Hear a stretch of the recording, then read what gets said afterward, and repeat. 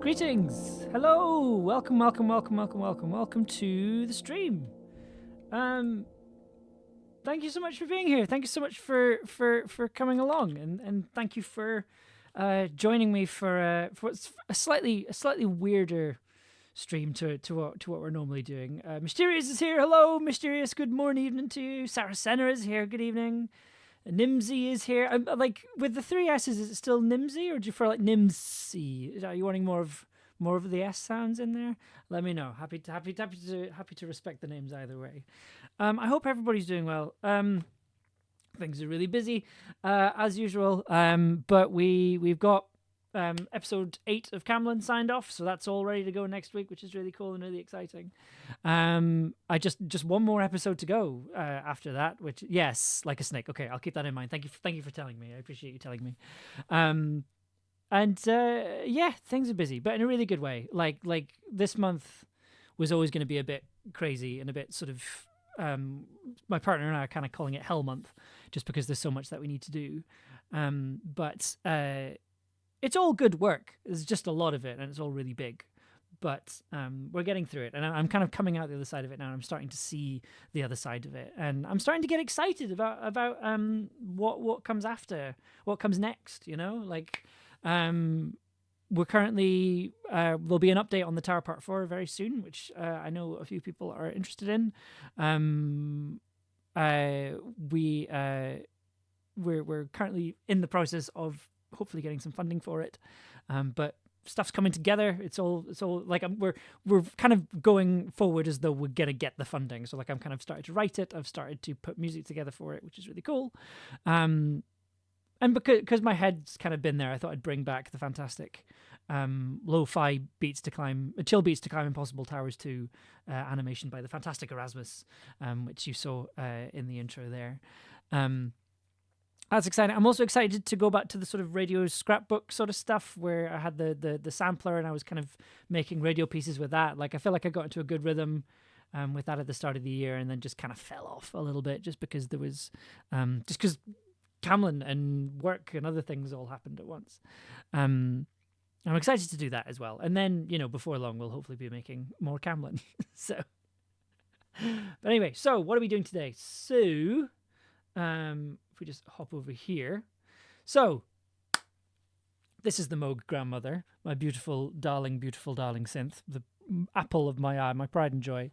And this is the Lyra 8 organismic synthesizer. Stop laughing.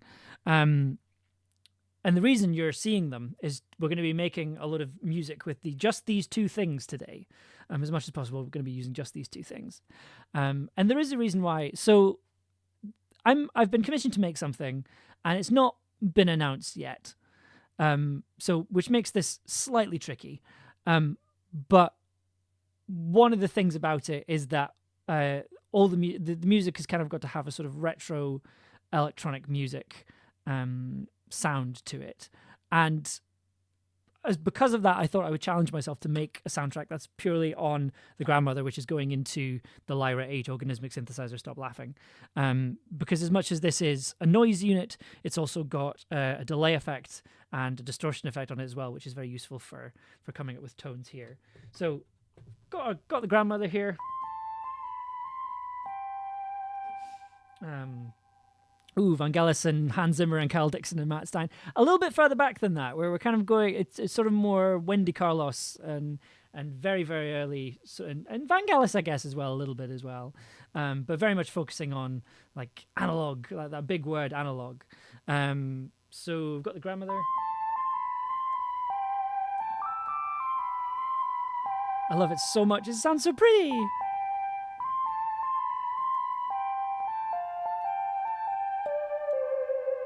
Just wonderful. It's got this beautiful spring reverb. It's got all the filters and stuff. And then on the other end of the spectrum, we have the Lyra 8, which makes some interesting sounds.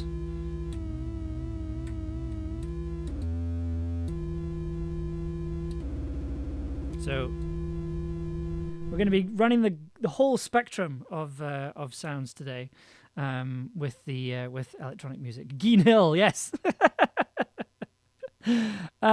Yeah. So what I'll do is I'll show you what I've got so far, because I have been kind of working on a couple of things for it today.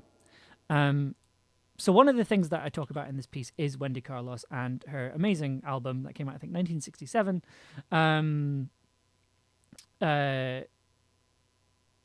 The ascending, descending intervals you just played reminded me of Sad Past by Silent Partner. The opening of Girl in Space. Oh, fantastic! Oh, I've not listened to Girl in Space in a very long time. I should. I really loved that show. Not listened to it in a very long time. So one of the things we talk about, one of the things I'm talking about in this piece is Wendy Carlos and Switched on Bach, which was kind of the album that kind of kicked off mainstream interest in the synthesizer and electronic music in a sort of wider sense. And what Switched on Bach did as an album is that what it did was it took a bunch of pieces by Johann Sebastian Bach, some of the most beautiful music in the Western musical canon, and composed it, rearranged it for the Moog synthesizer. And at this point, the Moog was, those pictures of synthesizers that are just like like a whole wall with cables and knobs and things, was made on one of those. Nothing like the compact beauty of the Moog grandmother.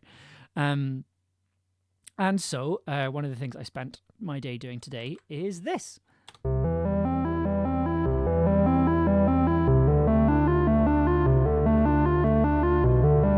I'm very proud of myself.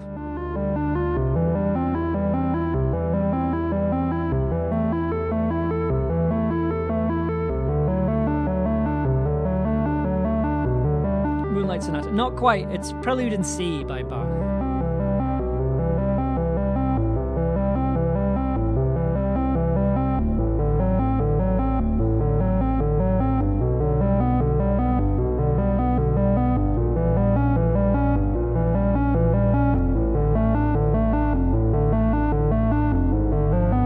I'm so happy this worked. Oh.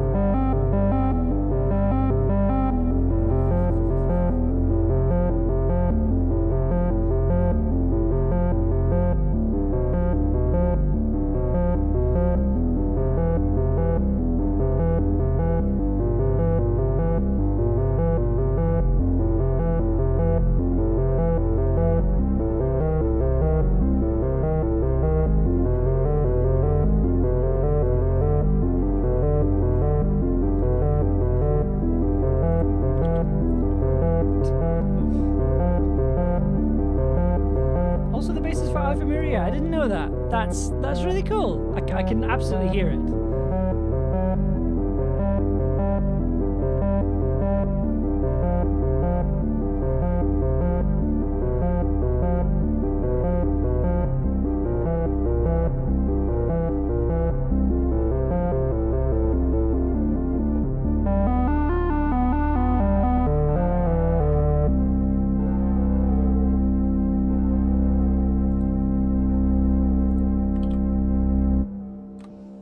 They all use the same things here or there, don't they? Yeah, pretty much. Like, one of the joys of making the Dungeon Economic Model was that I got to kind of take all the bits of classical music that I really liked, and then turn them into a soundtrack. I'm trying to remember which one it was. Was it this one?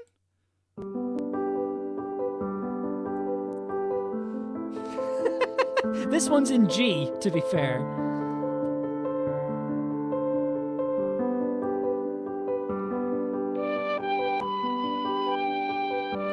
And then use that as the basis for...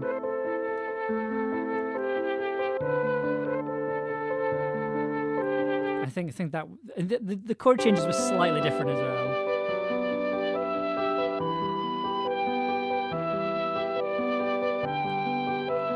I'm so I'm very aware that Dungeon Economic Model is like not the most well-known podcast that I've made, but oh boy did I have fun making it.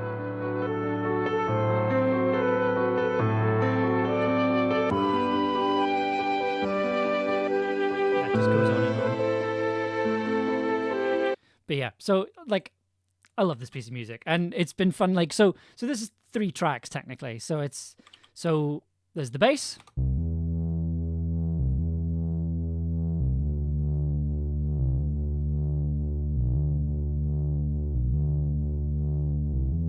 Just very simple. And then you've got the sort of main bit in the middle.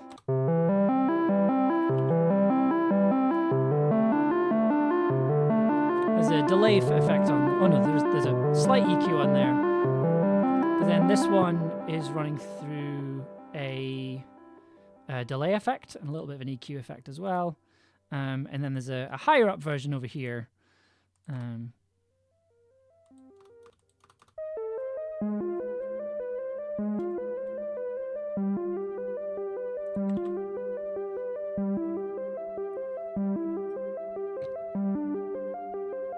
And there's just something about when you stick it all together, it's just oh.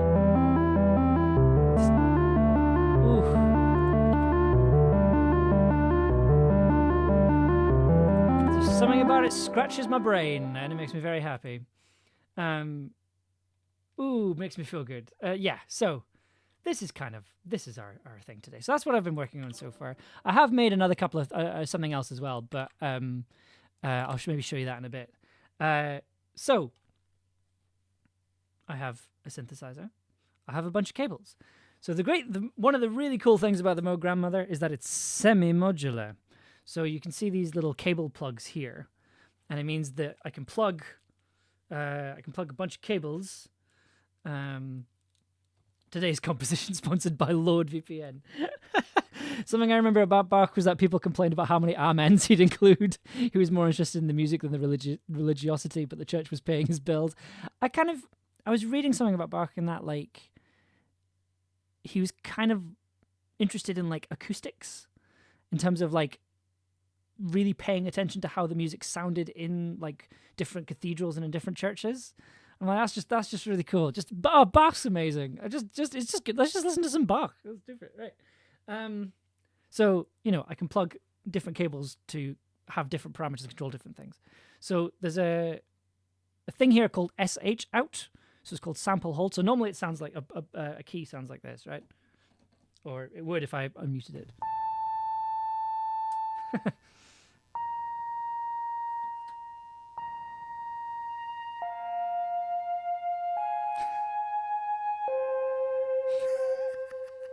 Sorry, that's how it normally sounds. That's how I know it normally sounds, right? It may lead to Star Trek sometimes, but not all the time. There's a thing here called sample hold out. Don't quite know what it does, but when you plug it into the pitch, you plug the output into the pitch input for the synthesizer, it sounds like this.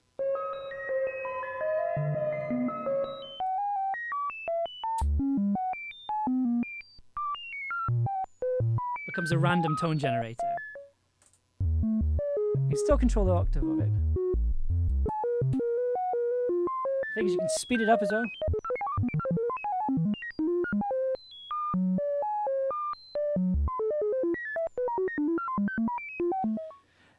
Basically, when I realized that you could do this, I was like, this is how they made R2-D2.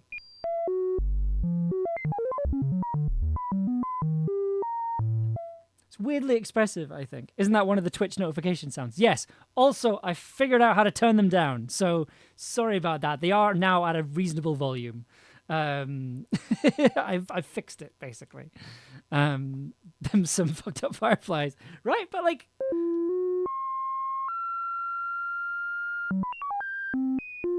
The thing is, if you add some reverb onto it...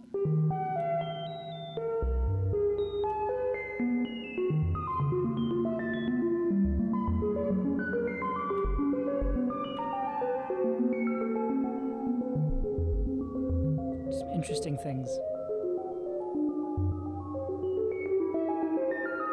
But important thing to remember, so basically you can control different parameters using cables for this.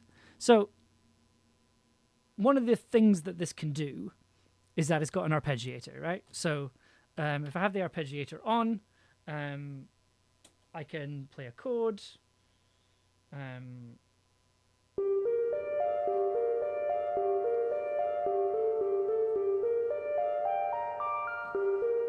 So that's just going to play that arpeggio. Very nice and neat. You can have it go forwards and then backwards.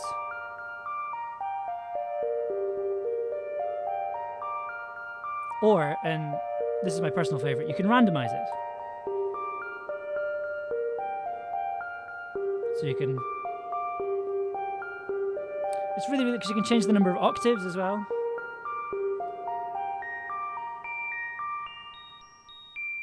If you just add a little delay to it.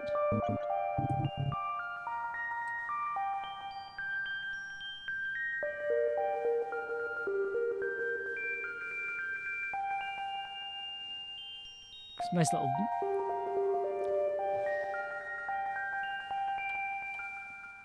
And that's really cool. That's I really like the randomize function. I think it's interesting in terms of what you can make with it. But the problem is that you can kind of see this little blinking red light here. It's always going to move at that tempo. And, you know, I can speed that up.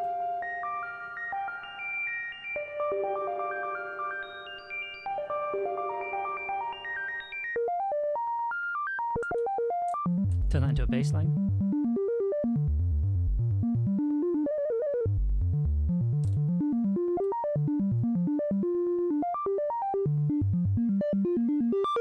Add some distortion.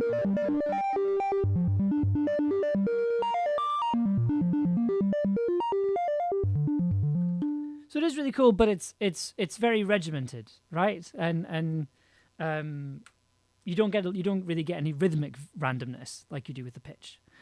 But so some really clever person on the internet figured this out, right?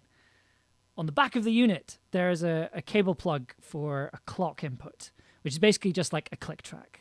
So I normally have it plugged into another synthesizer that has a slightly more accurate kind of click track that you can use. So it means that that synthesizer controls the speed of the tempo of the Moog. But somebody realized you can. It's the same cable you're using. So if I take this and then plug it into that, which I believe is this one. Yep. And then turn that all the way up. Have the arpeggiator on, and then play the same chord. Helps if you...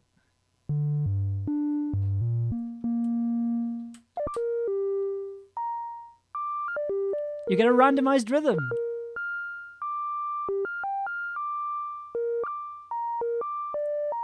Which is really cool.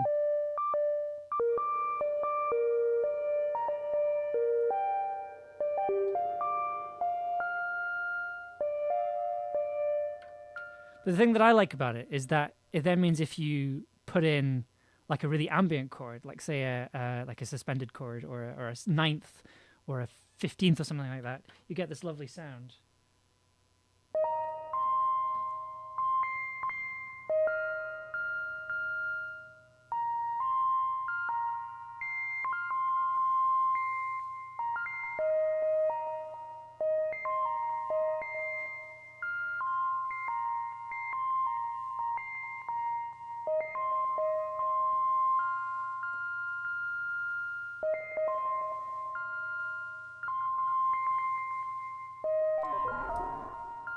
Sorry.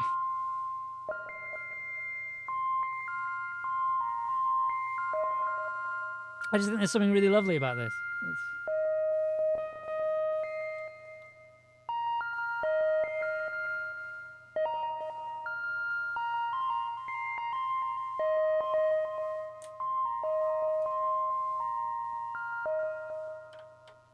I just think that's really lovely and really beautiful. And I was so like, oh, that's great. So effectively, the Moog is controlling its own tempo. The Moog is setting its own tempo, which is wild to me. That's great. That by just plugging stuff into other things, you can create this completely random sound, but you can control the pitch of it. So you still get the random pitches, and you get the random pitches of just putting that into the pitch envelope, but you have a bit more control over it, so you can actually use it in music, which is wonderful.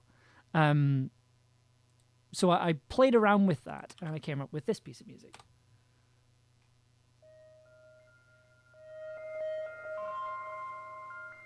This is running through a little bit of distortion.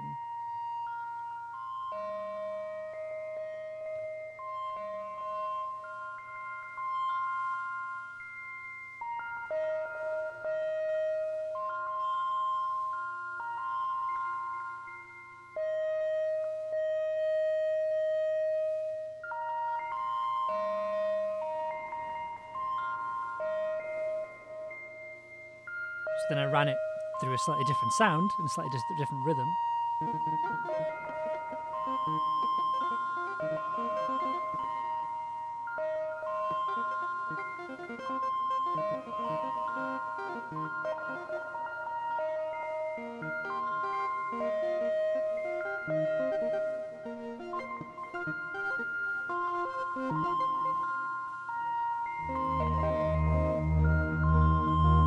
Added in a bass part.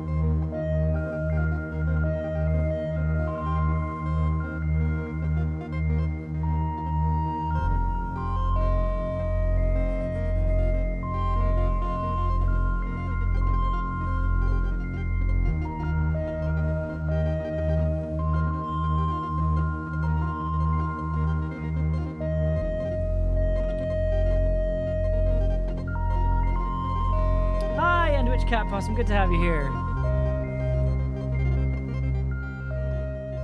I'm here to vibe. Good, because this is an entirely vibes-based stream tonight. You'll be pleased to hear.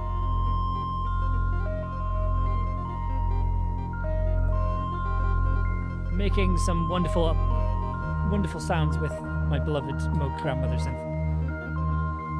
And the Lyra 8 organismic synthesizer. Stop laughing.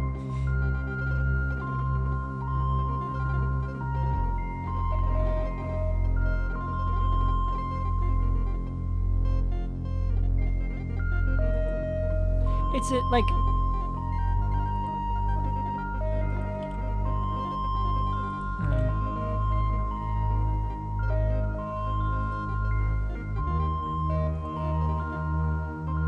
so it's an interesting challenge to work with just this, because it's a very kind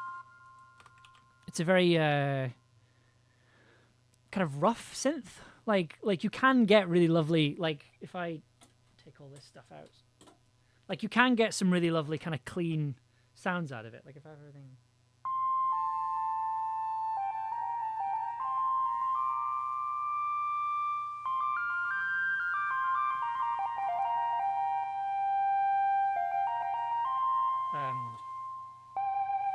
Can be really expressive with it.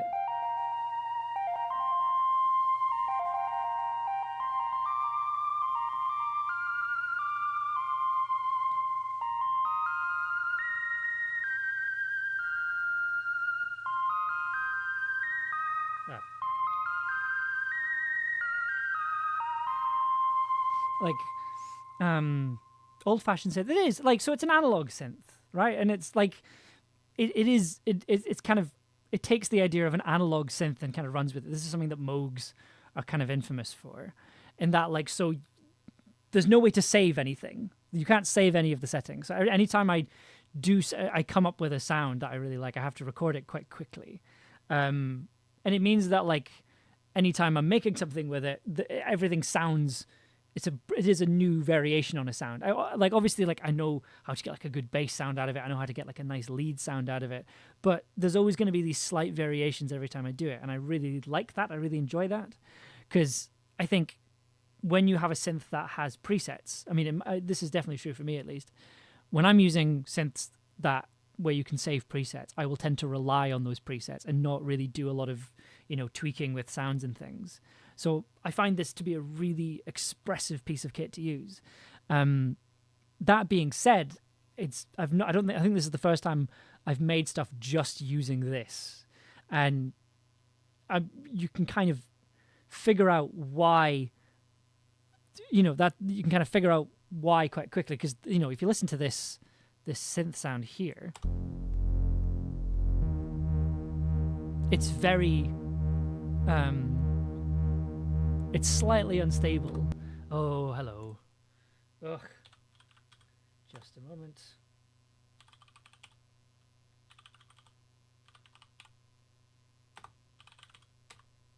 There we go. Got him. I'm always curious about, like, what do they expect to get out of it? That's always my question.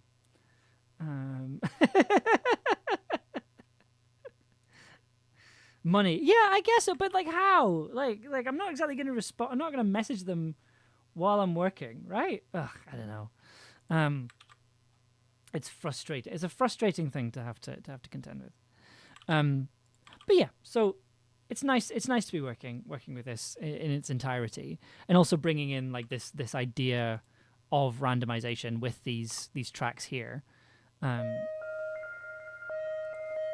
by like plugging them in and by plugging stuff into other things and seeing what happens.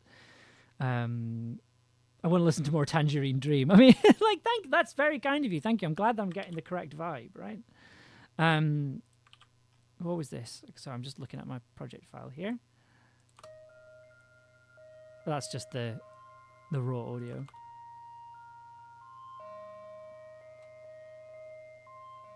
Oh, there's going to be someone. Yeah.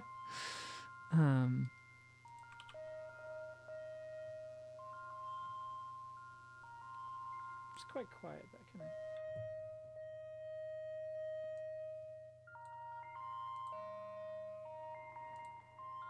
There's something about these sounds that I really like. Like there's a sort of roughness to them, like a kind of grittiness to them that I really like. And I suspect that just comes from the fact that like I'm not an expert in using them. Not all people have a brain. That's true. But yeah, it's just a baffling. It baffles me. Right up there with nudes in bio, right? Like, it's fishing, throwing the bait out and waiting for the fish to bite. Eventually, someone will. That's a good point. Yeah, might be a bot. It almost certainly is a bot, right? Like,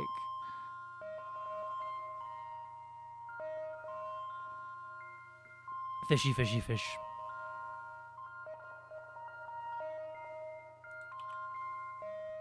Yeah, I don't know. There's something about these sounds that I really like. So let's make something new. Let's make something new and interesting. So let me grab some new tracks. So there's something I've always wanted to try with this synth. Like the porn bots that oh god, porn bots on Tumblr, good grief. So this is going to be channel 1. Is that right? Yep, that's what we want. So, the thing about the grandmother synth is that it can only play one note at a time, right? So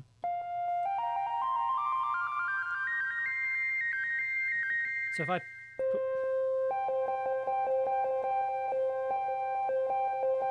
one note at a time. So, whereas it has 2 oscillators, which is kind of cool. So you can change the different kind of levels of each one. So that's that. I've only been using 1 oscillator, but this is 2.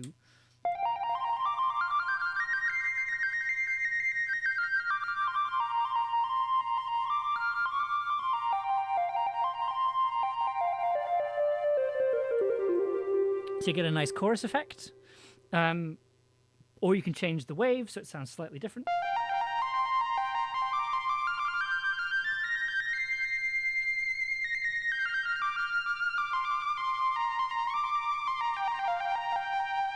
If you're wondering, Amber, why are you just playing the same scale over and over again? It's because it's my synth and I'll do what I want.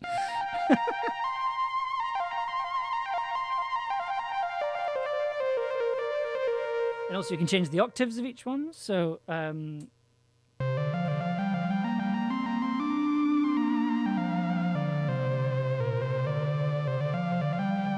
which is really cool. Man, I want to play with all those buttons. Lots of buttons make me go, if I press the wrong thing, something bad will happen. I mean, the thing is, so this is another reason why I love the grandmother. I swear I'm not being paid. Like, this is another thing I love about the grandmother is that, like, it's kind of designed. So the way they sell it is that they're like, it's an audio playground. It's a playground synthesizer. Like, they want you to play around with things. They want you to make mistakes and make really horrible, ugly noises with it. For button pushes, I am 100% a button pusher.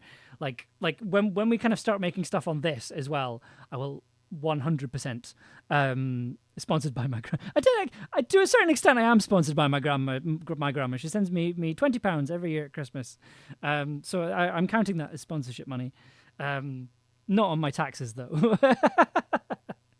But yeah, so like this is even more of a, you know, button pushing, twiddly switchy kind of thing. But yeah, so cool thing about the oscillators here, the two oscillators, these two strips here. So right now I've got them playing the same pitch, but you can change the tune of the second one,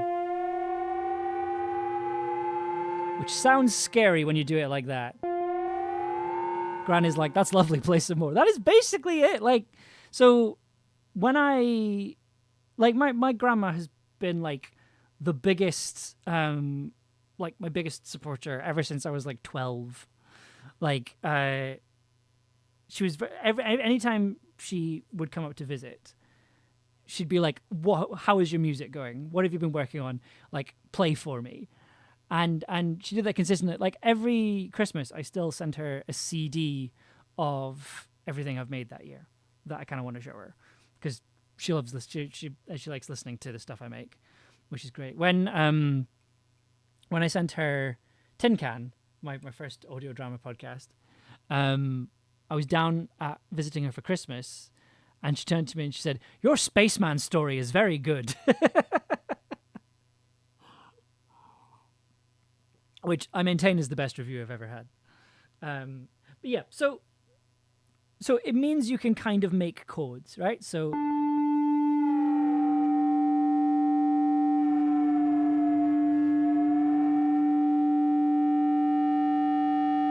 it goes up to a fifth.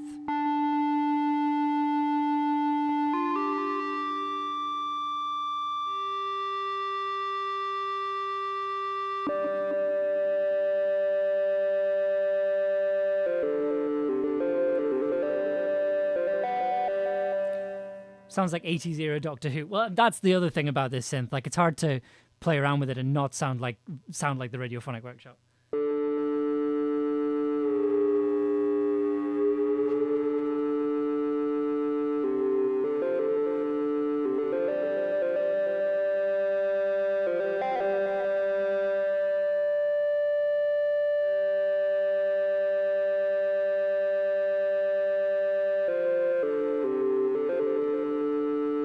This is an invasive sound for me. I'm sorry, I'll dampen it down for you.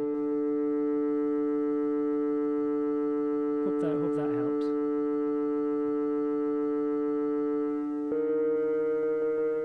But the thing that I kind of want to play around with.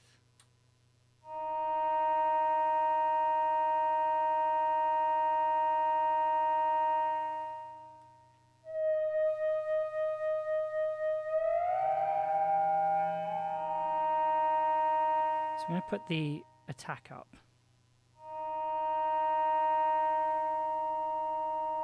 I might do this with single notes, actually. Hang on.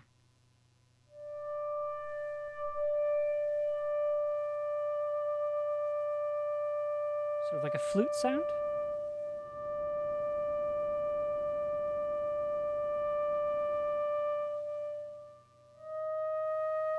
Yeah, we'll do this individually. So what I want to do is I want to create a really big pad. Actually, I will see if I can do it with the... Ah, there we go. That's what I was wanting.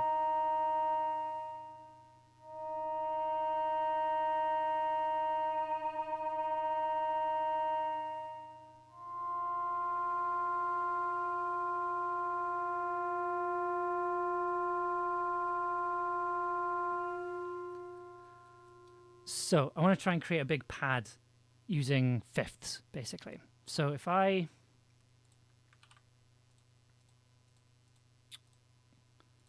gonna quickly load up a piano so I can show you I can kind of give you an idea of what I'm trying to do. So that's the chord we're going for. It's an E major. 9, 13, 9, 11. So it's a E flat major, add 9 and a 9th, 13th? Maybe? Not sure. I think I need a nap. Sorry, I've been feeling bad all day. I'm sorry to hear you've been feeling bad, but you know, there's no need to apologize at all. I hope you feel better soon. So that's the chord we're going for. Oh, it's a 6-9. It's a 6-9 chord, everybody. There we go.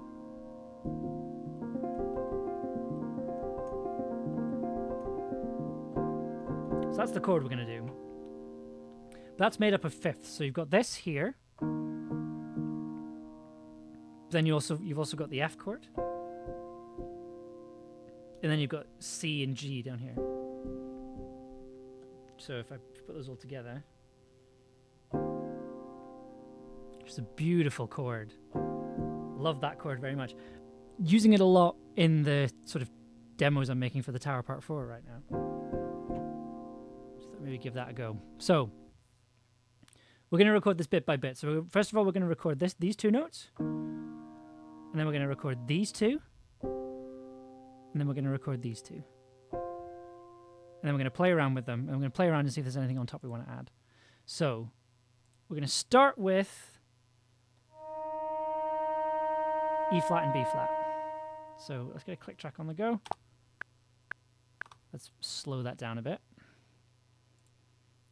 Let's make that a nice gentle 80 beats per minute. Hearing that makes me immediately think, oh, that's Amber music right there. Oh, thank you. I like that I'm slowly getting the monopoly on extended chords. We got him. Yeah. Okay. Let's get some synth chords on the go. It's a really long attack on here as well.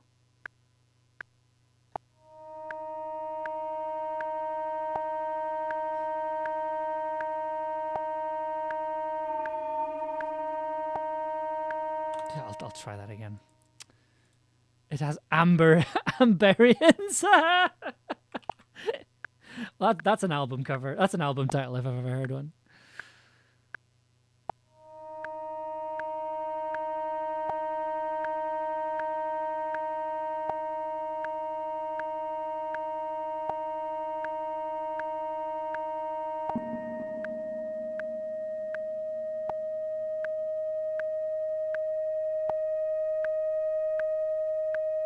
Ooh. Ah, I just realized I've been doing it wrong. Ah!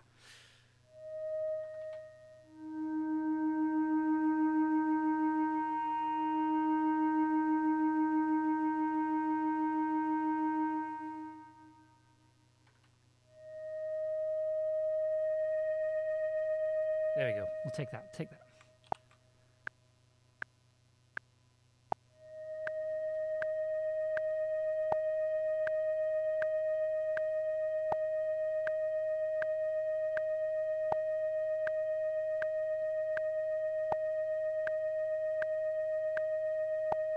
Another couple of bars.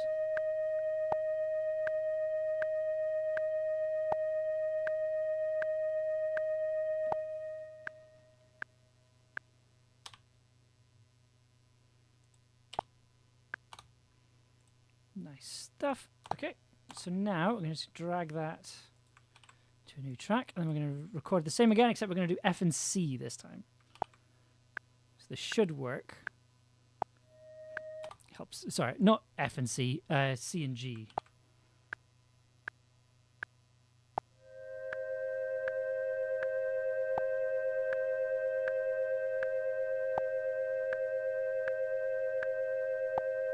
Hey.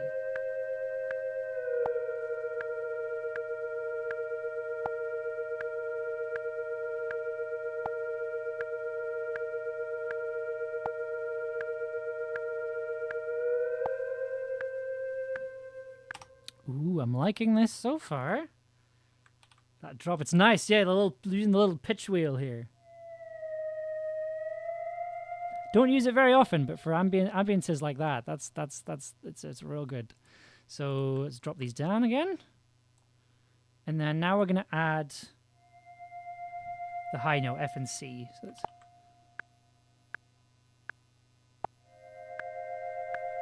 Ooh, hello. See what it does when it drops down. It should really line up. Oh. Yes, that's the stuff.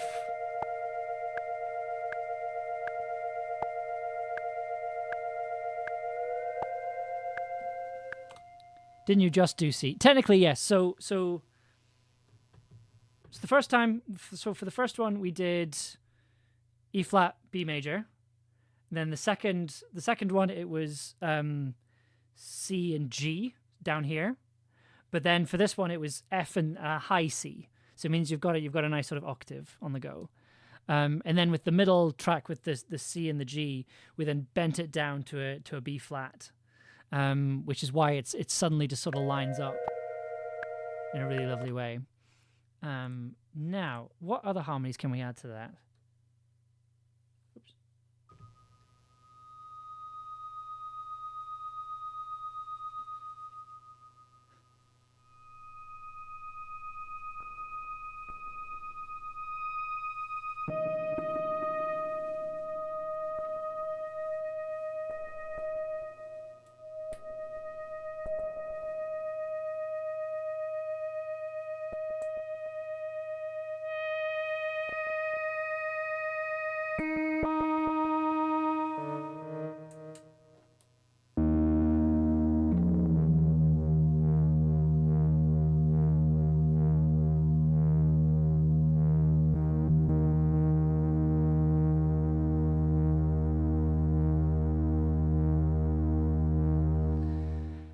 You can jump all the way around the circle of fifths if you like. I mean, technically, I think that is something that I really love about doing these kind of extended chords, because it eventually does go all the way around. So you've got E flat, so then that would be B flat, F, C. It just goes up and up and up and up and up. Older model, hi, Ollie, how you doing? The grandmother is out. It is. We're currently in the process of putting together some a really big ambient pad for this piece I'm working on. Let's have a listen to what we've got so far.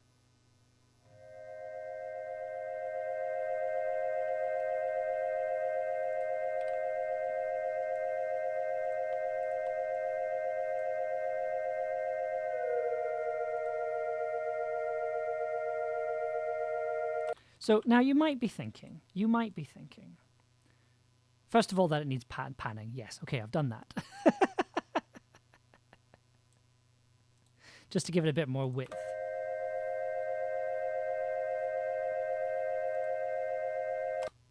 This is the musical equivalent of heat waves in the air on a dangerous summer's day. Well, let's try and lessen it. So you're probably wondering, what do we need to add to this to really take it to the next level? And the answer is, of course, it needs bisexual reverb. I think I had to give it a really nice, big, dark bisexual reverb wash. And then let's see what that sounds like. Pop that down there.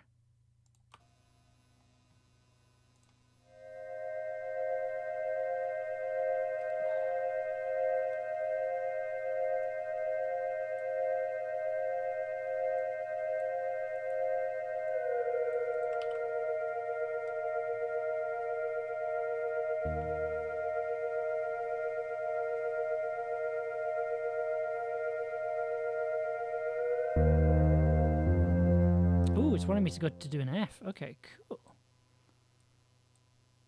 So I'm aware we're getting a little bit of noise from the Lyra 8.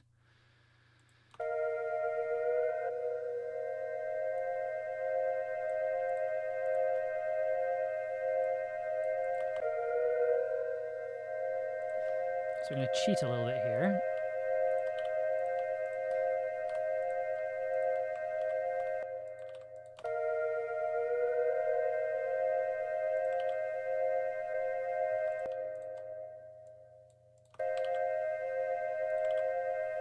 To make it sound like it's going on forever.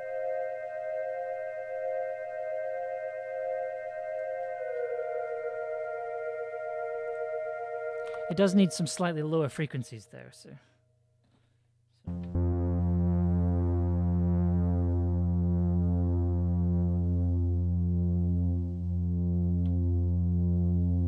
See what it sounds like with a. See if we can get a bass. Everything's better when you add bisexuality. Correct.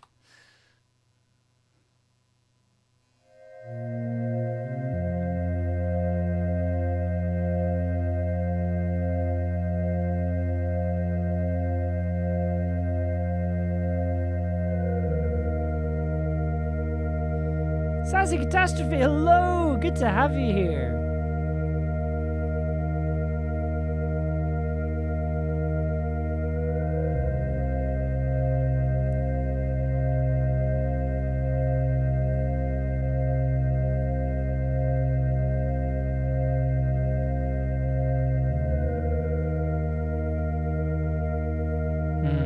I like that. I like that. I feel like there's better notes somewhere.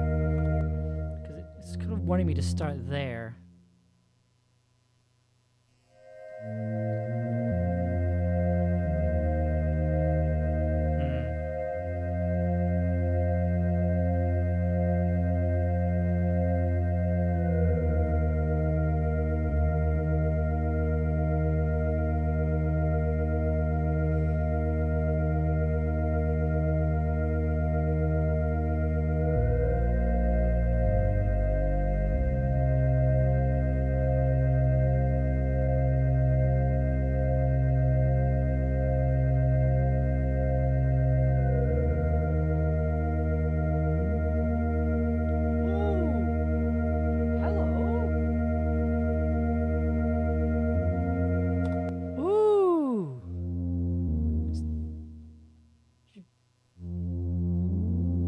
Add the fifth back in. Hello.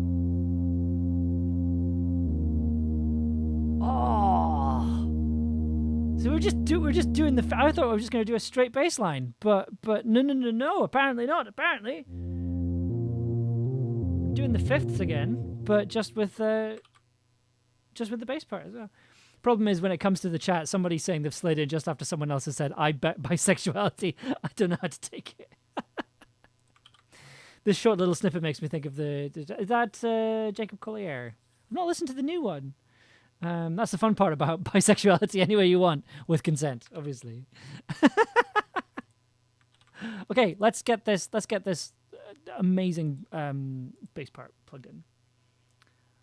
What is this melody? There isn't a melody.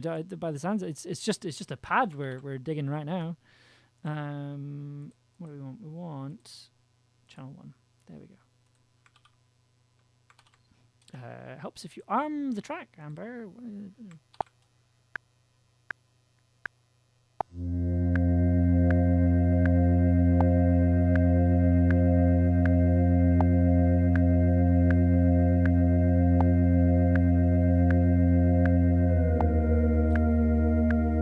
Doubling that slide up.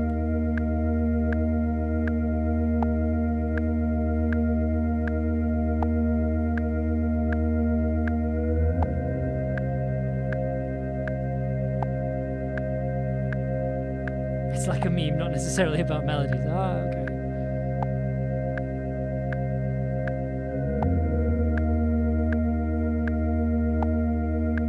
Ah, okay.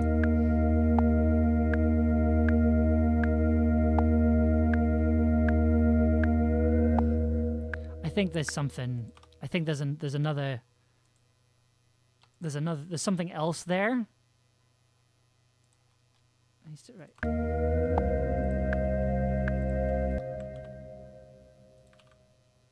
I feel like there's another melody in there somewhere.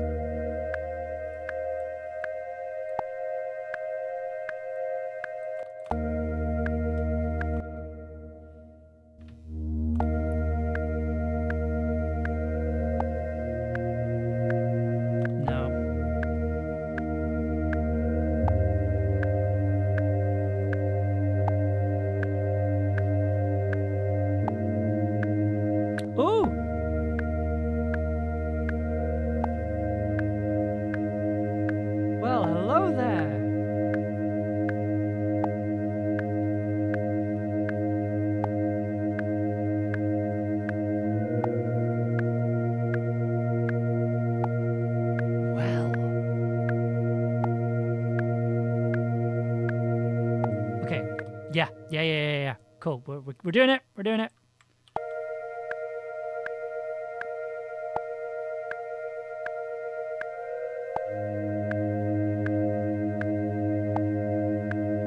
We can use the pitch wheel again.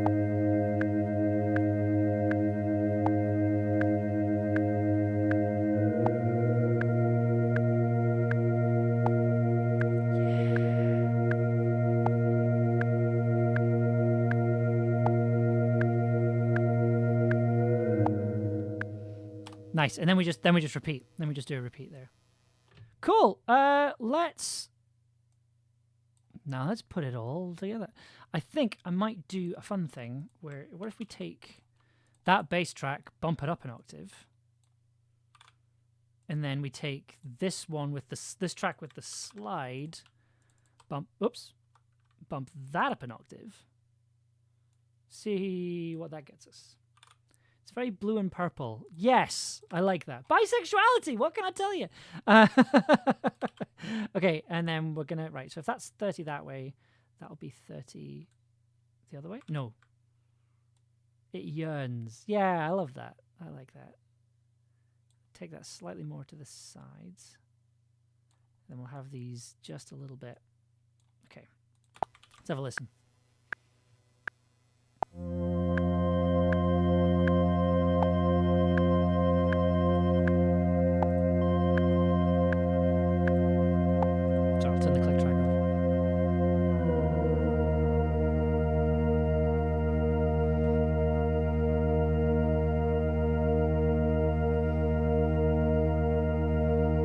Because it's bisexual. Yeah.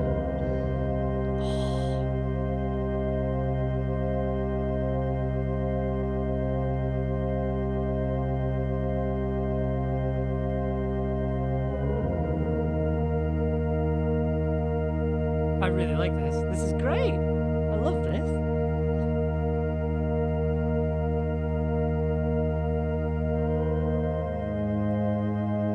Oh, that's really gentle. I like that.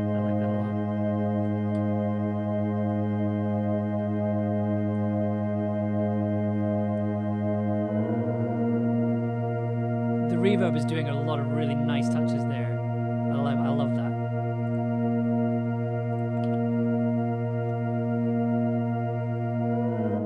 And then it'll just repeat.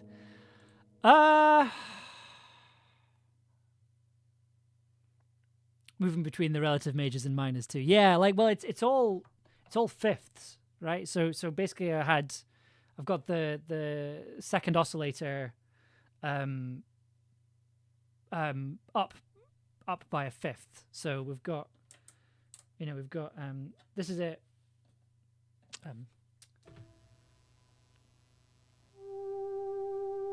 So that's both oscillators on the same tone, but we've got the second one up a fifth. So you're getting nice kind of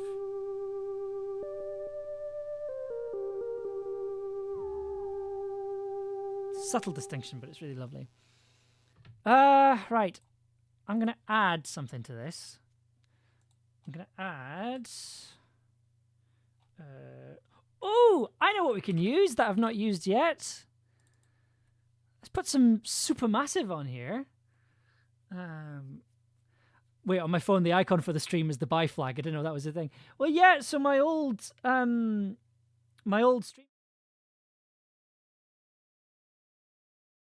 Sorry, I completely forgot. I've not set up that screen for stuff. But yeah, my my old stream graphics that I'm still before I switched them over to the Camlin stuff are the bisexual flag. Let's see. I've not done anything with Valhalla Supermassive yet, so let's see if this does anything for us. Also, sorry, I just realized I didn't. I said bisexual reverb, but I didn't actually show it to you. I'm so sorry. This is what the bisexual reverb looks like. And then this is Valhalla Supermassive.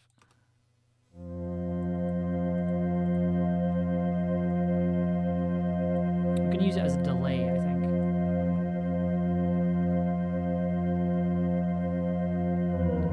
Oh, that's what you meant. Oh yeah, no, it's fully bisexual. Let me I have a lot of bisexual reverbs, actually, because I've also got... I've also got this one as well, which is pretty bisexual. I think this is the pansexual reverb. We were just like, Amber wants to make it bi. That's standard. No, there was a. Yeah, sorry, I keep forgetting because I'm so used to you being able to see the project file. I completely forgot that I had this camera on instead. So I'll keep it on here for now because I don't think we're recording anything new. You'll have to forgive the really uncolor coordinated project file for this one.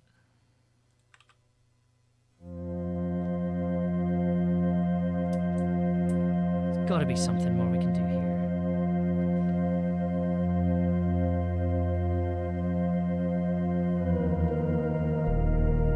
Ooh, there we go.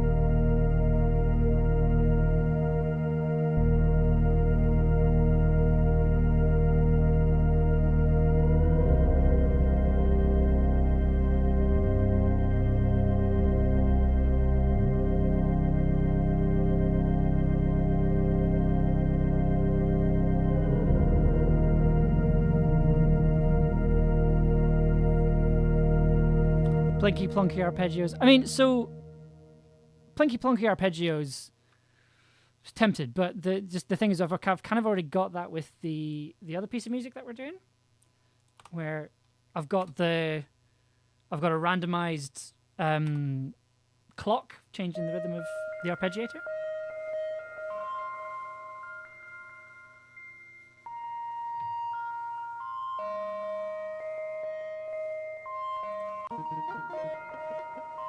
And when that gets going, it's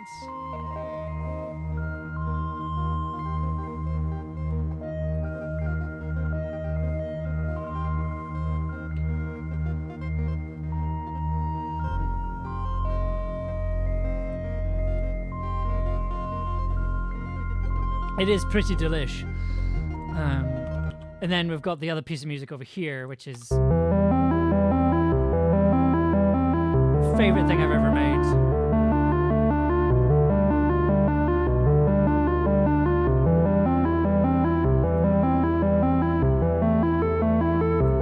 Yes, I know I've played it already. I'm playing it again because I love it.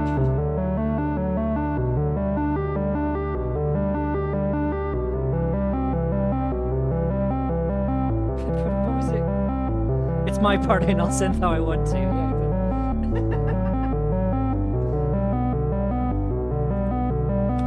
Yeah. So the hope is that if enough people like it, I'll put the soundtrack for this. I might just stick it up on Ko-fi actually instead of, but we'll see what happens when this thing gets released.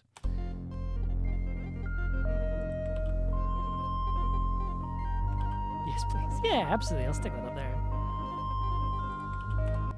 Cool. So, where's it gone? A lovely, yummy synth piece is up here. Can I add?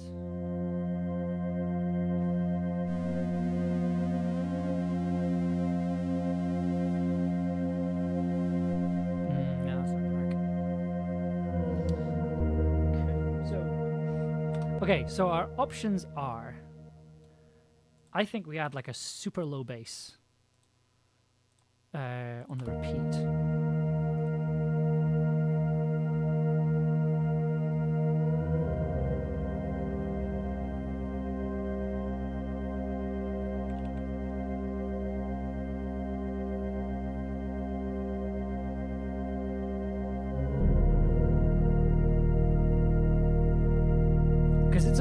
It's a piece about Moogs, right? I kind of got it.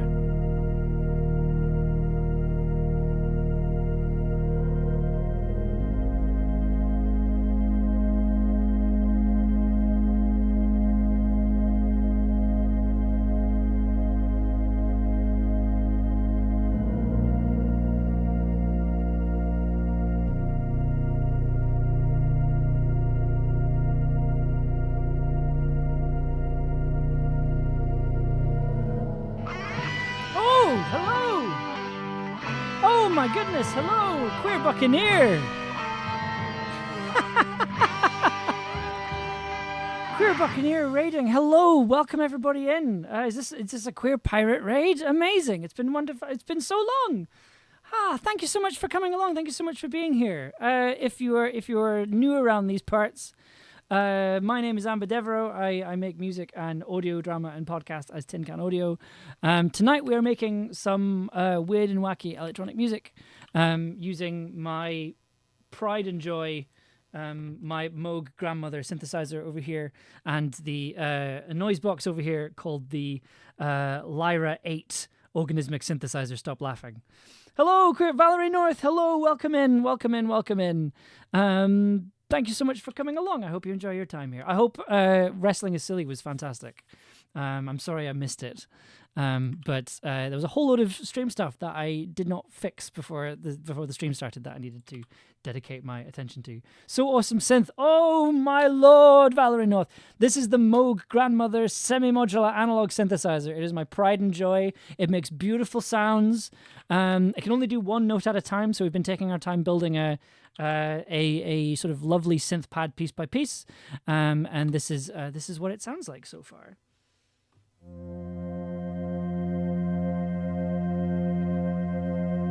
Your stream is sponsored by your grandmother.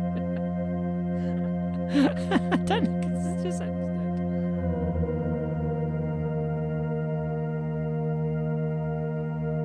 can kind of hear. I can hear. I can hear like a little ostinato.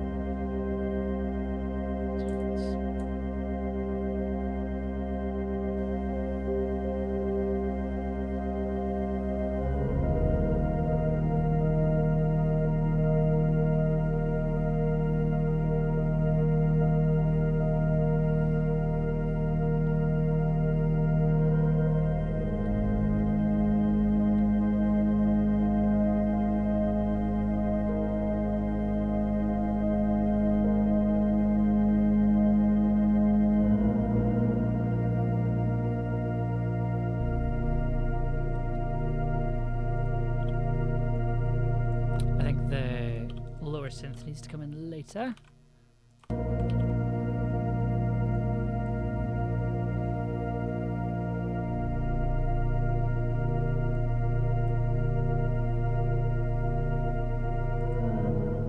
And then we go into a repeat. Yeah, so I can sort of hear a little.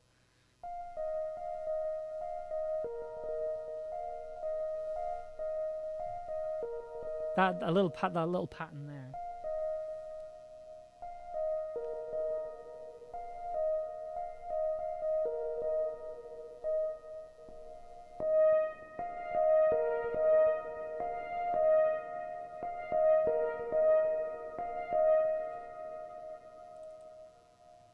I think we can do. Yeah, let's do that. That sounds like fun. We need to put the click track on for this.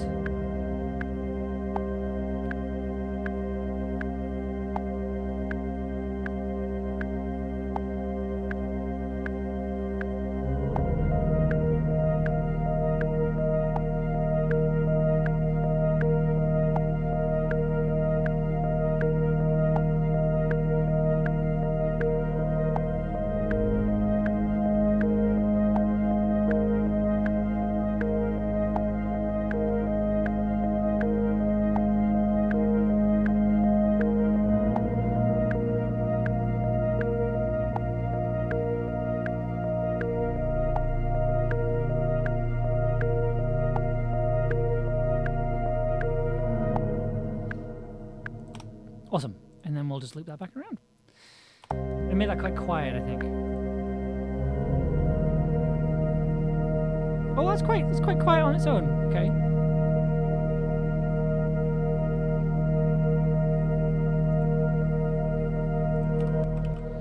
I need to schedule myself some time with my synth and sequencer that I got while I had a day job. Now that it's finished, I should have free time to learn how to use these things. Yes! Amazing. Yes. Like I will say that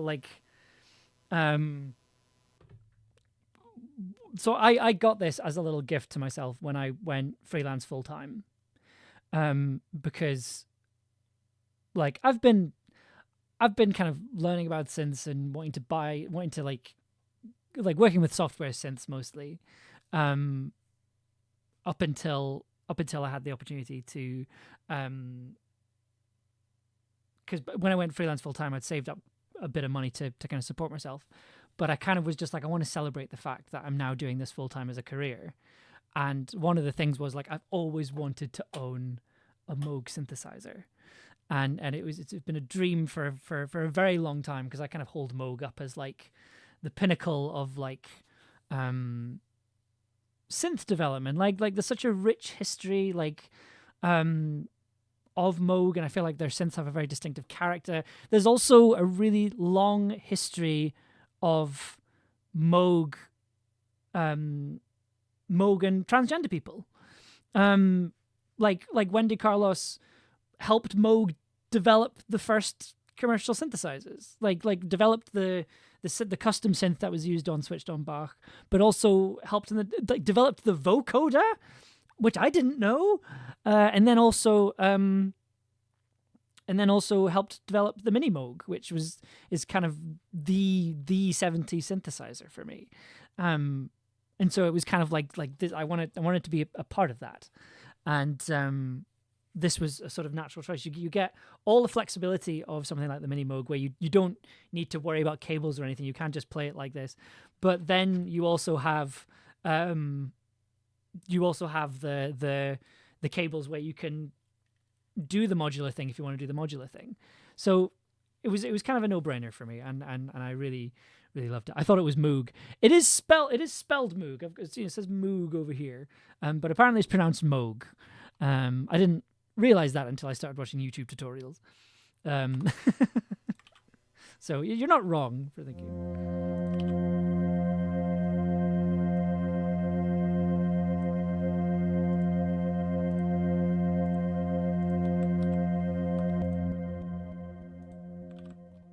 So how does it do in the repeat? Oh God. I think we just repeat this, to be honest, because I quite like this. Moog rhymes with Pogue. Exactly. That's a really good way to remember it. Ooh.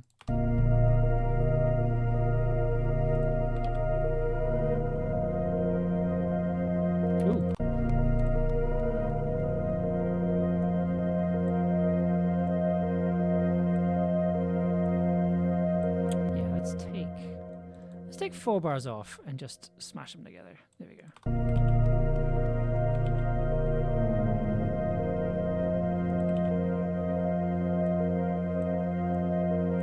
Take the slides out.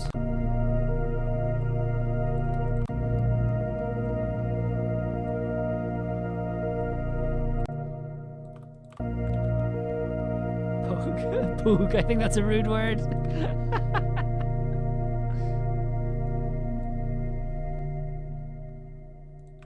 Nice. Okay, I'll take that. I quite like that, because that's going to be what, a good 3 minutes? 2.5 minutes. That's not bad. Not bad at all. Okay, so we've got our delightful sort of experimental blippy bloopy piece of music, which made with cables. Now, stop being mean to each other in the chat.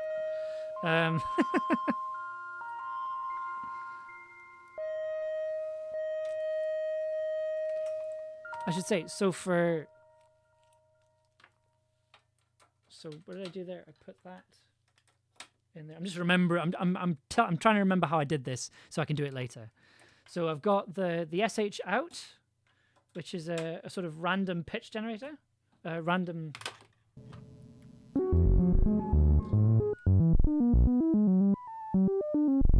Generates random tones. Got that plugged into the back of the unit, into the clock in thing, which I believe is here. No, so it's this one. Yep. So now the random tone generator is now controlling the tempo of the arpeggiator. So if I now play something on the arpeggiator, should.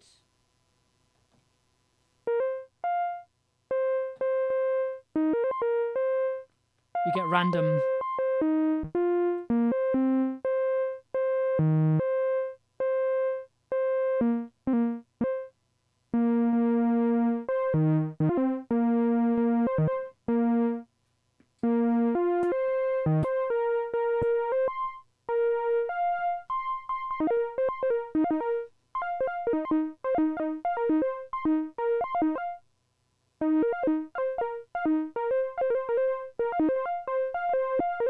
So it's randomized pitch and rhythm. Oh, beautiful. So that's how I made these sounds here. Just kind of by slowing it down, you got this lovely kind of ambient. My D&D character is a rogue, and then.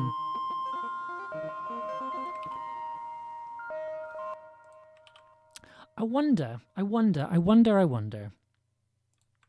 if what happens if I run this through a granulizer. Let's get the granulizer on the go. Let's load something up. It's called Glaciers. That sounds fun.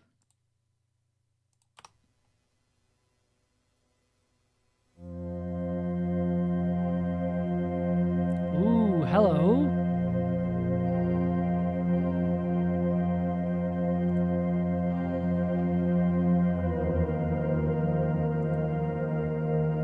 That's nice.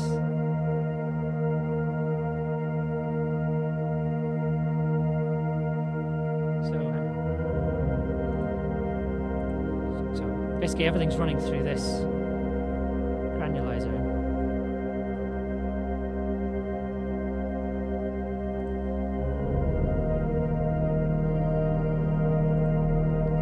So what it's doing is chopping everything up.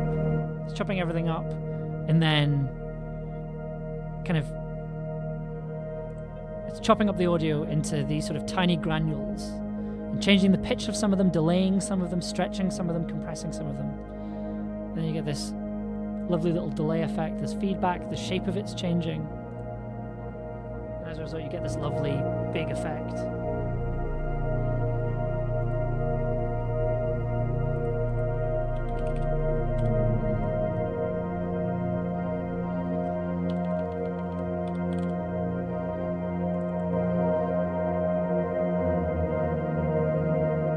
Too wide.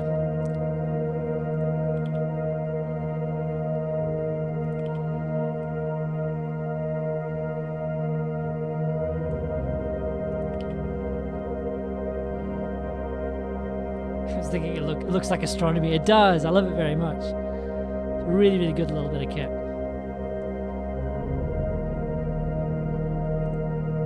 Oh, that's nice.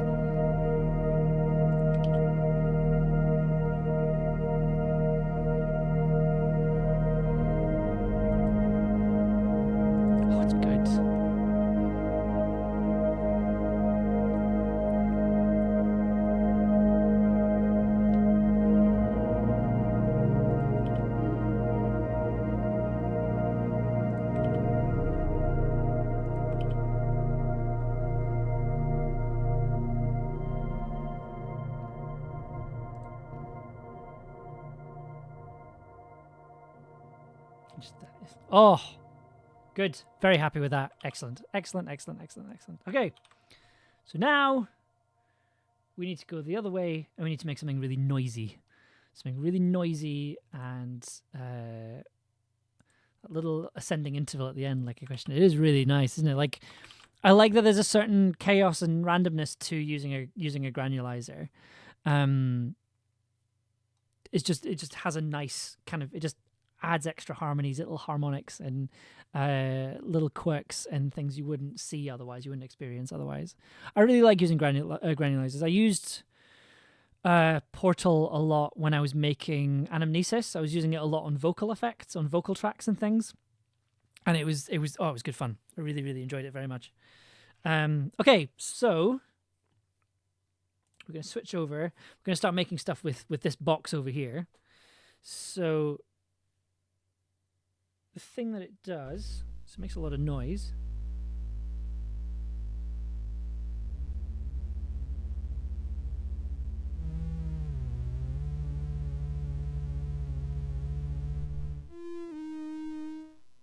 So just get these.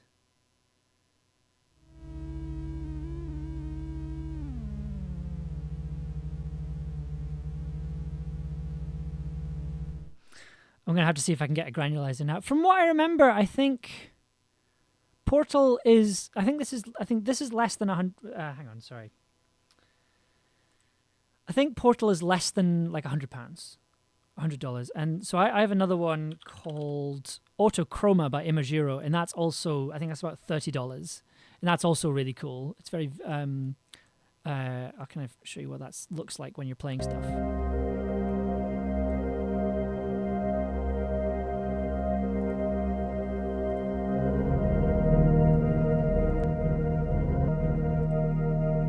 It's a bit more, it's a lot less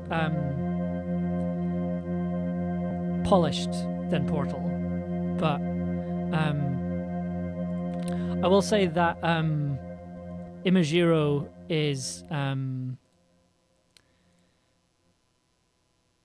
Imagiro is a really good person to support. So they so when all the stuff came out about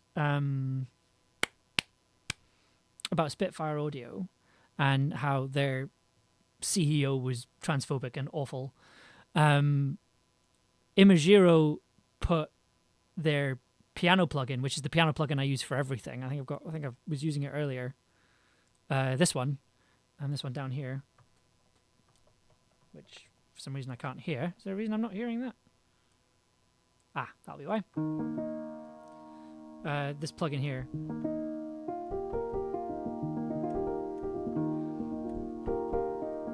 He basically said, right, if you buy this plugin for the next month, all money from it's going to go to transgender charities. Which, really cool thing to do. And you get two piano sounds. You get this delightful piano sound that I use for everything. And then you also get this. I love this. Is also a wonderful, lovely piano sound. So more of a vintage kind of tone to it.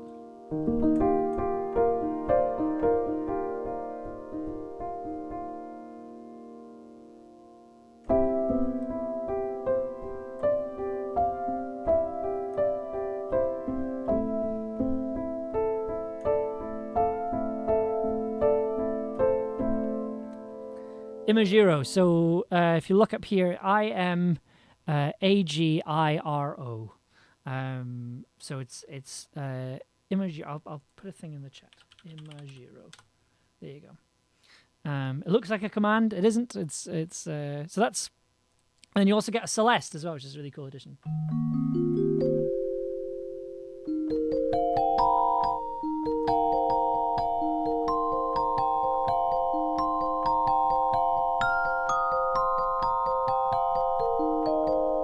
Which is also very delightful. So yeah, this is like $20.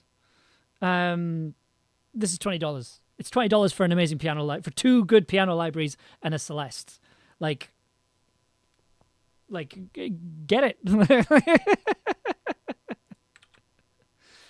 You get a Celeste. Why didn't you say immediately? It's just great. It's just very, very, very good. Very, very, very cool.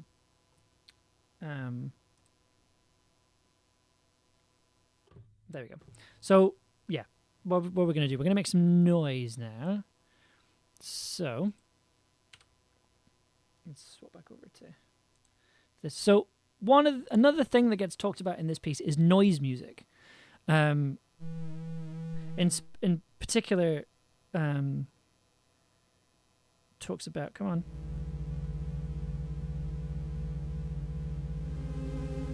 Okay. Specifically, it talks about no input music, which I'm not going to do because no input music is loud and frankly dangerous, and I'm not going to do that. And also, you can like melt equipment and your ears with it, so I don't particularly want to give that a go. However, I have a box specifically designed for making noise music, so I'm going to use that instead. So I've got this tuned in. It's doing something.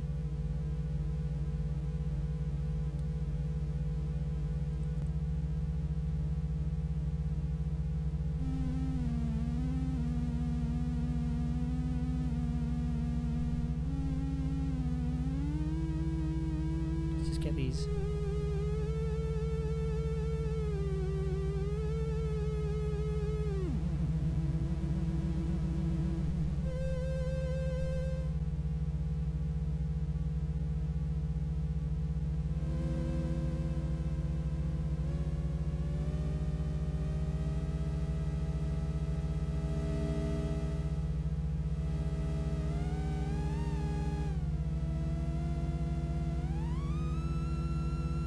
This is it.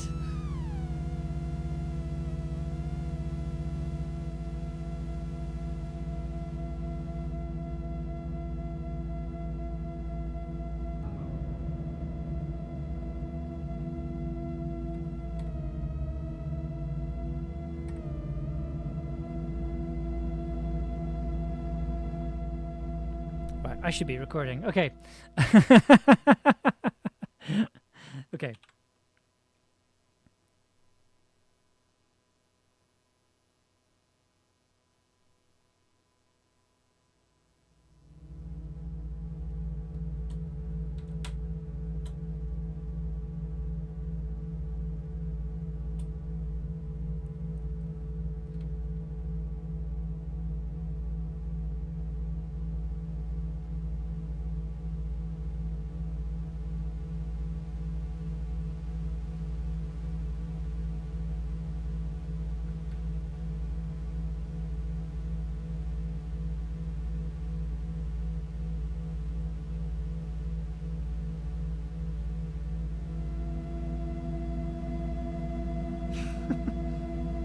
Boogs. I did wonder.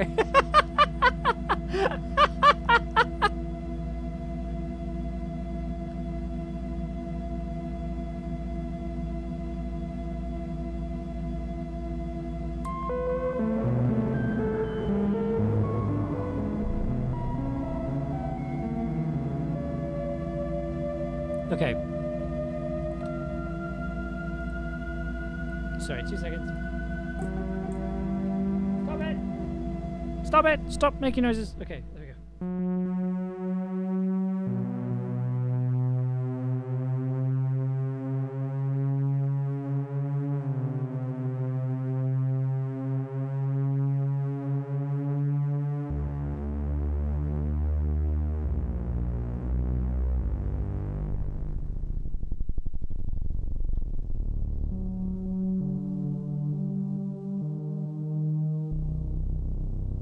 There we go. That's what we're doing. Motor cars.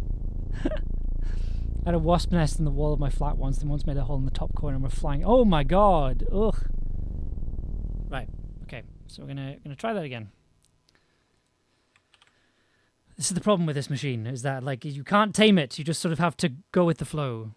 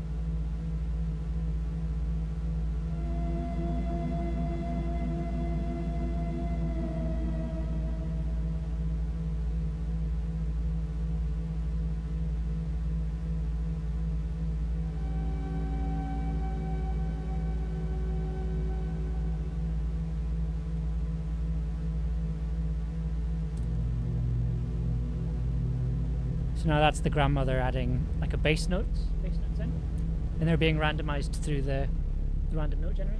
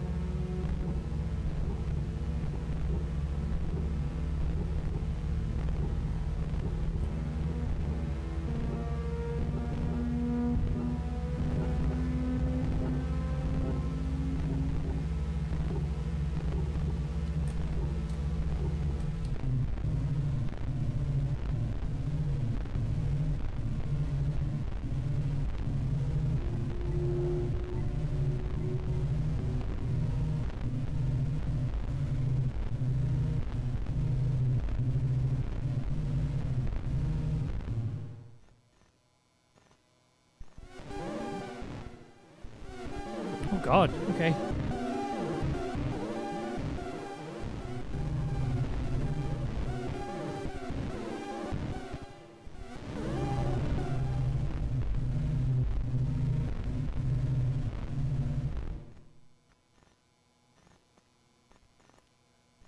Delay is still making...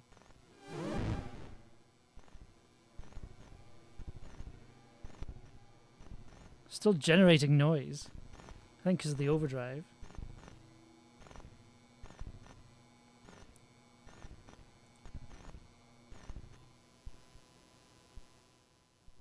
Yeah, that should be enough. That should be enough noise for the section on noise music.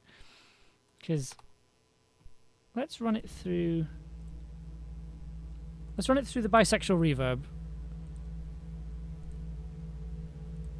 And Valhalla Supermassive. Ah, there you go. Already nicer, right? It's dark, but it's meant to be dark.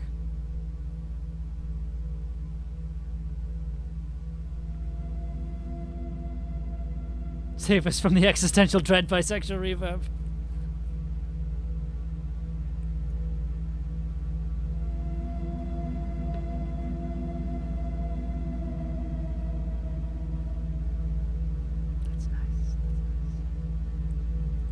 You might want to explain again what bisexual reverb is to folks who weren't here earlier. That's a very good point.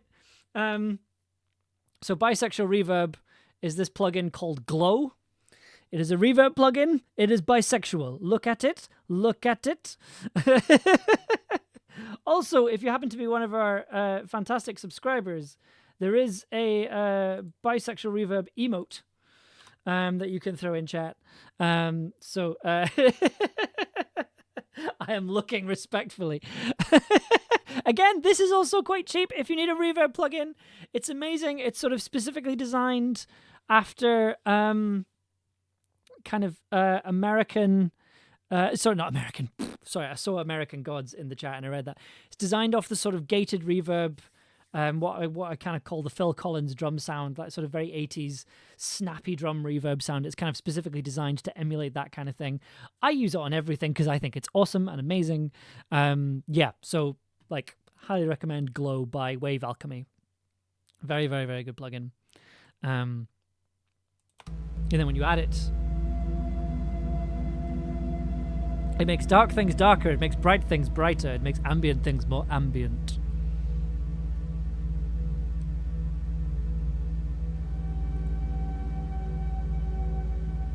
I think what I'm going to do something fun with this. So I'm going to have the file doubled, but then I'm going to add what's known as a ping pong pan to it. So it's a pan that sort of does this, right? So that sort of does that. But I'm going to put that on both of them, so both of these tracks are going to be doing that. It's a similar effect I did in Camlin Season 3. So for Camlin Episode 3 rather, when the Lantern Man is about. So the reverbs for the kind of weird sort of noise you hear under Lantern Man scene in Episode 3 was made on the Grandmother. And I think on the Lyra 8 as well, and so excited for Season 3 of Camlin. I meant Episode 3, sorry. But basically, I had all the sound design in that scene with the Lantern Man is doing this in the stereo field, so it's kind of going in between the headphones. And the idea behind that was like it was meant to suggest like a swinging lantern. And it's quite a subtle effect in the end, but I'm quite happy with it. I thought it was quite fun. But I'm going to do a similar thing here, where I'm going to kind of have these two tracks going in and out of each other.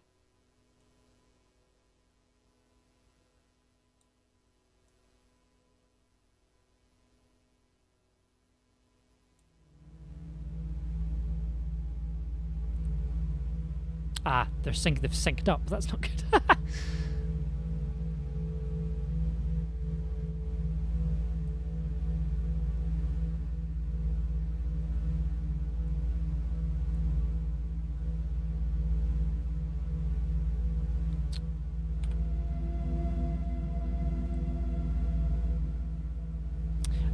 There's a much easier way of doing this. I'll have one do the panning, and then the other one just stays put, I think. turn that one off, and then keep this one here. That's fine. So let's have a listen to that. So it's more accented.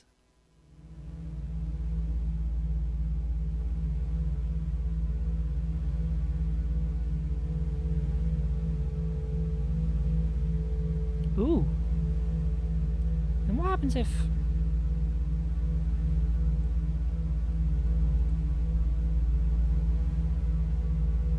So that's now going through the granulizer.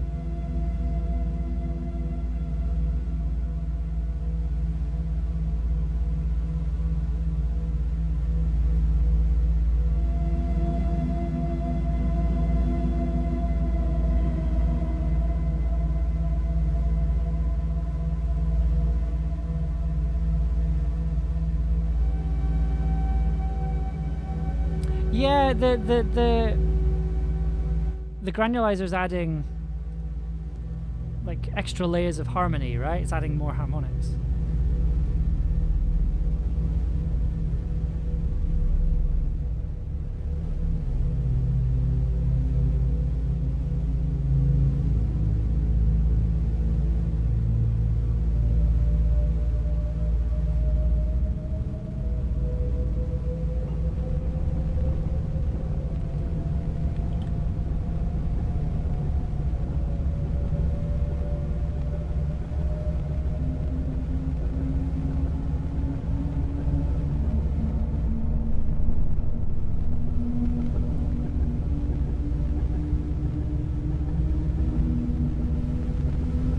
By the way, if you want an example of what no input actually sounds like, for episode 4 of Camlin, Kai's sound design in when Gwen and Perry are in Carmarthen, the sort of weird electrical musical sort of sounds you hear, that's a no input mixer, a no input mixer piece. So the way it works is that you have like a mixing desk, I've got one somewhere, where what you do is you plug the output into one of the inputs, and then you kind of use the feedback to create these kind of interesting, weird little sound design with these weird little sounds. And it's really interesting talking to Kai about it, because Kai sort of puts it down as in like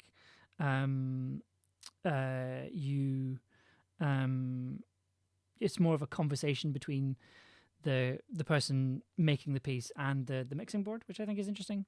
And I think it's a similar thing with the Lyra, although the Lyra is a bit darker, I think, whereas no input stuff's all just noisy more than anything.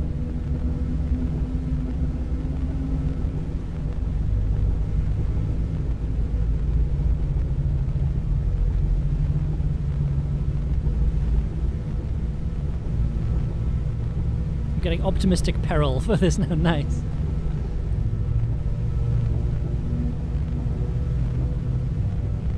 Okay.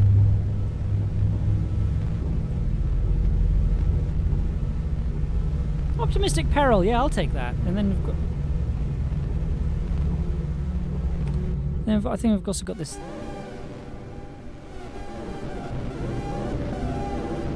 just noise at the end.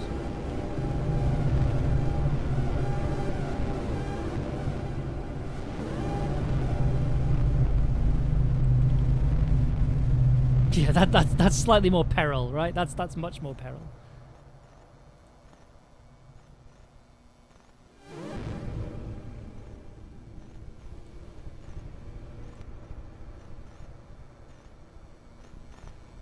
These sort of fluttery sounds here. Nice. Okay, so what time are we at? We're at 1:45. So we've got. I made a list of stuff that I need. So I've got Prelude in C transmogified, which I've done. Selection of weird ambient music, I've got that. Noise music, we've just done. Loud synth percussion, I'll do that at a later time, because it takes a lot of time to make drum sounds with analog synth equipment, and then the ambient pad. So I think we're we've kind of got everything. So let's kind of review, shall we? So first thing is this, and this will forever be my favorite thing. This is Prelude in C, recorded on the Moog.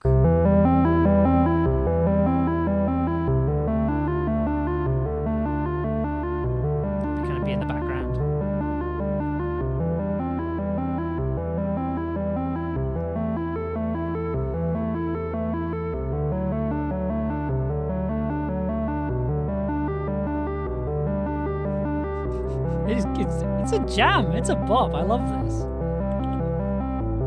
And I feel like I'm allowed to say that because I didn't write it. I just arranged it.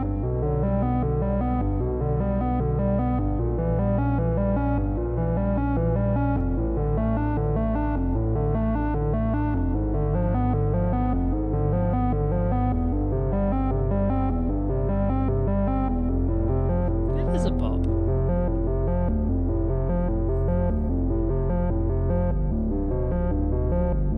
That's that bass. Oh, just the Moog bass sound. Oof.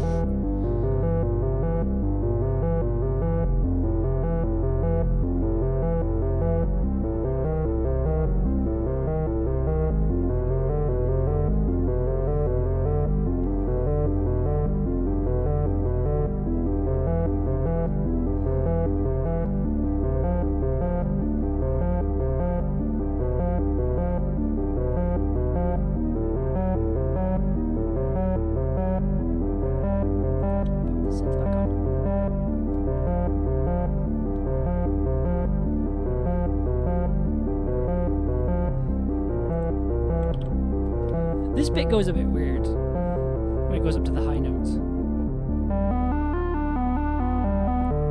Then you get the delay. That sort of delayed cadence. I love that. It's very cool. Okay, that's track number 1.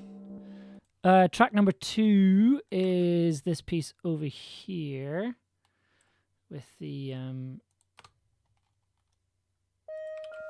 kind of randomized rhythm on here.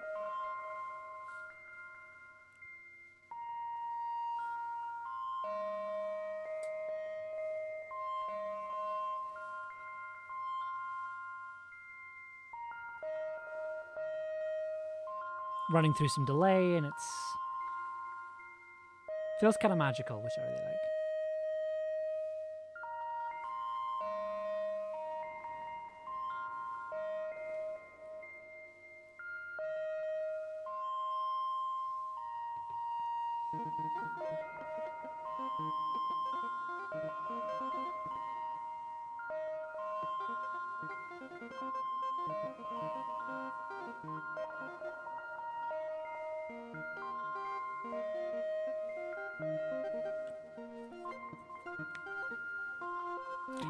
It's rare that I get to make like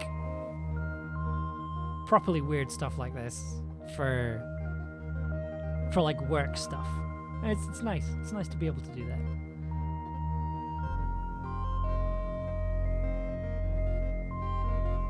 I mean, I say that I might turn in a draft and they're like, get rid of all this music. It's crap.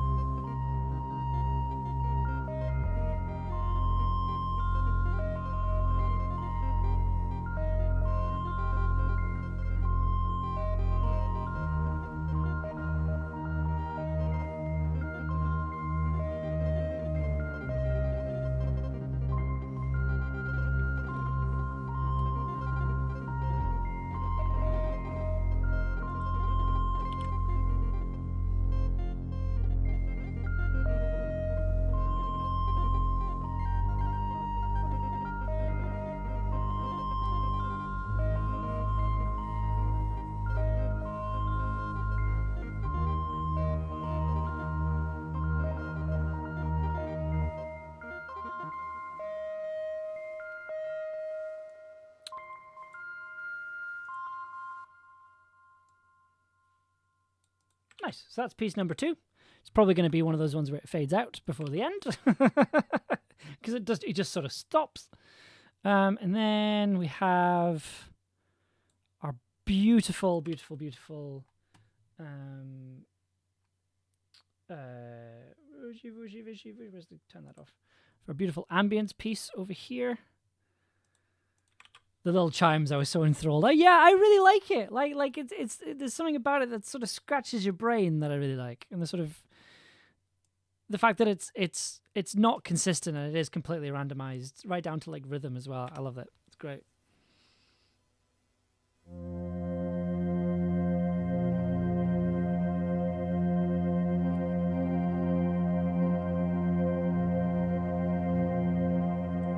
I might do it.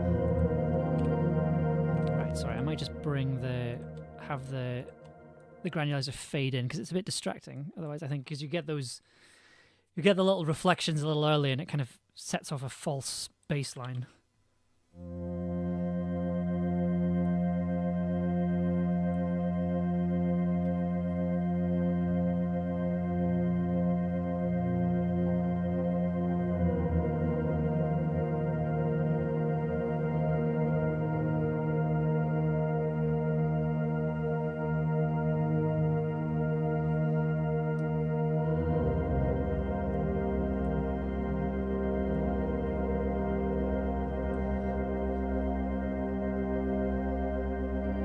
Big bass coming in.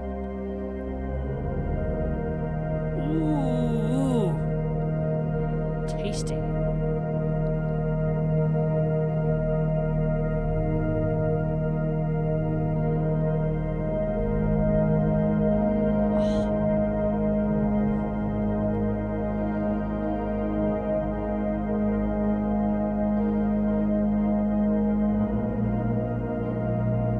I love this. This is great.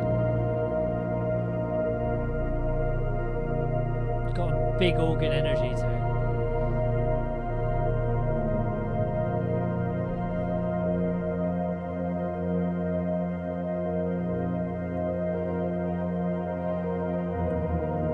Turn these up a little bit.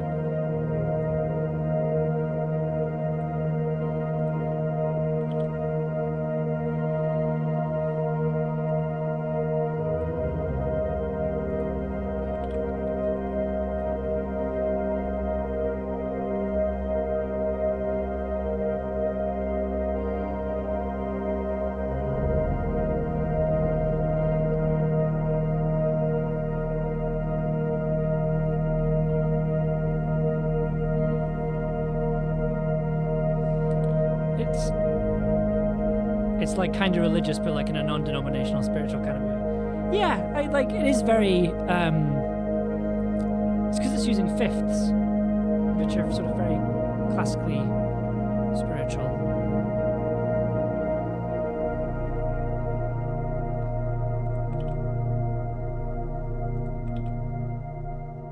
Nice. That's our ambience. It's our ambient piece. Oh, actually, I can check this out now while we're here. Transcendent. Oh, that's a good word for it. I do actually have some modular drums that might be the. So there's a thing up here that says loud synth percussion. I might actually already have that. Hold on, let me just. Contact. There we go. Let's have a look.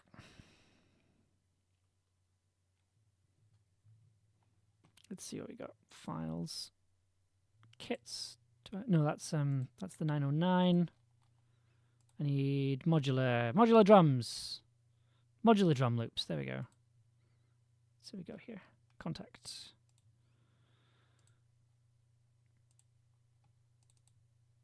So we go here.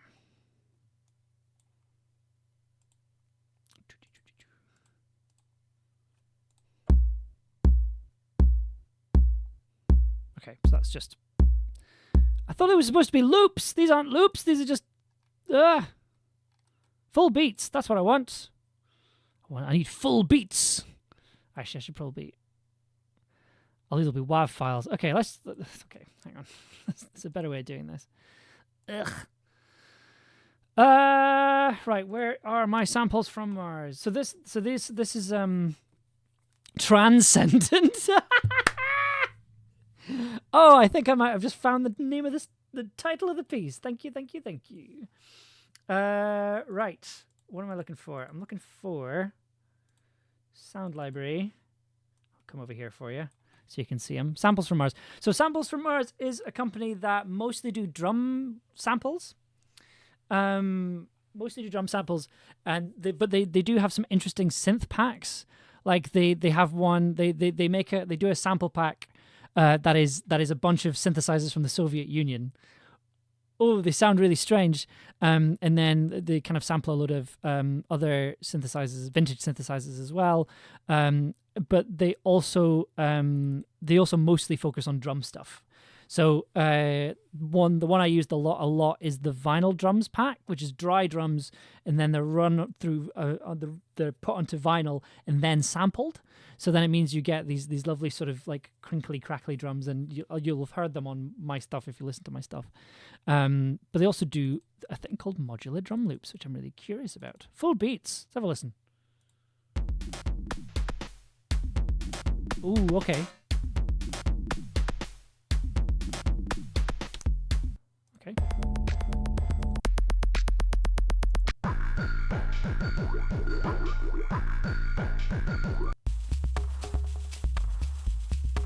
Yeah, one of these will do, I think. Yeah, I don't think.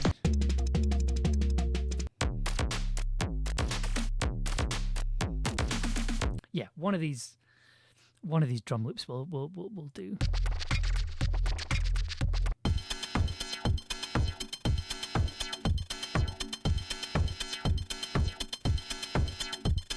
Yeah.